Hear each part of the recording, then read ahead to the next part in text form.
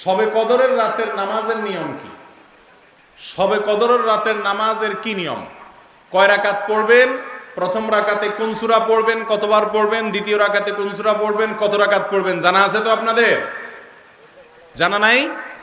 একজনও জানেন না? ইন্না লিল্লাহি ওয়া ইন্না ইলাইহি রাজিউন। হাজার হাজার মানুষের বিশাল সমাবেশ, আপনারা একজনও শবে কদরের নামাজের নিয়ম জানেন না? এটা তো খুব খারাপ কথা ভাই, নিয়ম তো জানতে হবে। আচ্ছা আমি বলে দিচ্ছি, শবে কদরের নামাজের নিয়ম হলো অন্য যে কোনো নামাজ যেভাবে পড়েন শবে কদরের নামাজও একইভাবে পড়বেন। এই হলো শবে কদরের নামাজের নিয়ম। এমন কোনো কথা নাই যে শবে কদরের নামাজে প্রথম রাকাতে সূরা ফাতিহার পর অমুক সূরা এতবার পড়তে হবে, দ্বিতীয় রাকাতে ততবার পড়তে হবে, এরকম কোনো কথা কোরআন হাদিসে, এগুলা মন গড়া বিভিন্ন সিস্টেম, বিভিন্ন পদ্ধতির কথা, বিভিন্ন আপনার বাজারে নামাজ শিক্ষার বই নামে অনেক বই আছে, সব বই না, কিছু কিছু বই আছে, এইসব বইতে শবে কদরের নামাজ এত রাকাত, প্রথম রাকাতের এই নিয়ম, দ্বিতীয় রাকাতের ওই নিয়ম, এরকম বিভিন্ন কথা বলা আছে। এগুলো সব ভিত্তিহীন, মন গড়া, এগুলো কোরআন হাদিসে নাই। কোরআন হাদিসে লাইলাতুল কদরে অন্য রাতের মতো আপনি নামাজ পড়বেন, একটু লম্বা সময় নিয়ে পড়বেন।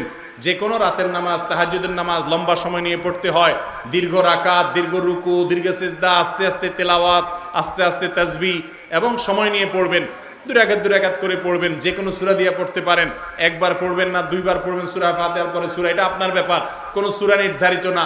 আপনি লাইলাতুল কদরের একটা জিনিস নির্ধারিত, সেটা হলো একটা দোয়া হাদিসে বর্ণিত হয়েছে, আম্মা জানা আয়েশা রাদিয়াল্লাহু তাআলা আনহাকে নবী করিম সাল্লাল্লাহু আলাইহি সাল্লাম শিক্ষা দিয়েছেন, তুমি যদি লাইলাতুল কদর পাও তাহলে দোয়া করবা। কি দোয়া? আল্লাহুম্মা ইন্নাকা আফুউন তুহিব্বুল আফওয়া ফাআফু আন্নী। আল্লাহ আপনি ক্ষমাশীল, ক্ষমা করতে ভালোবাসেন, অতএব আমাকে ক্ষমা করে দেন।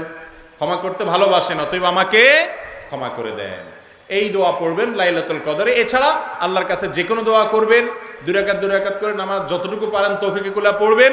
কোনো সূরা কেরাত নিয়ম নির্ধারিত নাই, সারা রাত আপনি দোয়া করবেন, ইবাদত করবেন। আর এই শবে কদর পাওয়ার জন্য, শবে কদরের ইবাদতের আশায় রমজানের শেষ রাতে, শেষ 10 রাতের সবগুলোতে, বিশেষ করে বেজরগুলোতে বেশি বেশি করে করবেন। শুধু 27 তারিখকেই করবেন, অন্যগুলোতে ঘুমাবেন। এটা সুন্নাহ সম্মত লাইলাতুল কদরের তালাশ নয়।